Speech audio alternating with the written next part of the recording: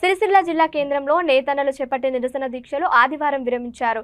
సమీకృత జిల్లా కార్యాలయం సముదాయంలో నేతన్న సమస్యలపై ప్రభుత్వ విప్ వేములవాడ శాసనసభ్యులు ఆది శ్రీనివాస్, జిల్లా కలెక్టర్ సందీప్ కుమార్ జా, అదనపు collector N BK Nayak, CESS chairman Chikkala రామారావుతో కలిసి చర్చించారు. అదనపు కలెక్టర్ సిరిసిల్ల అంబేద్కర్ చౌరస్తాలో దీక్ష స్థలానికి చేరుకున్నారు. అదనపు కలెక్టర్ నేతన్నలకు నిమ్మరసం అందజేసి దీక్ష విరమింపజేశారు. ఈ సందర్భంగా ఆయన మాట్లాడుతూ సిరిసిల్ల వస్త్ర పరిశ్రమ సమస్యలు రాష్ట్ర ప్రభుత్వం దృష్టికి తీసుకెళ్తామని ప్రకటించారు.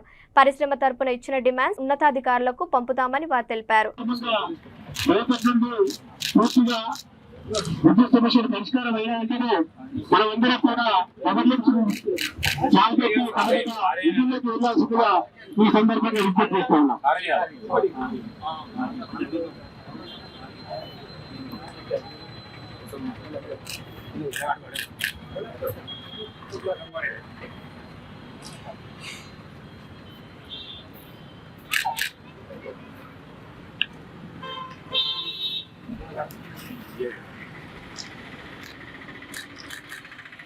ఇప్పుడు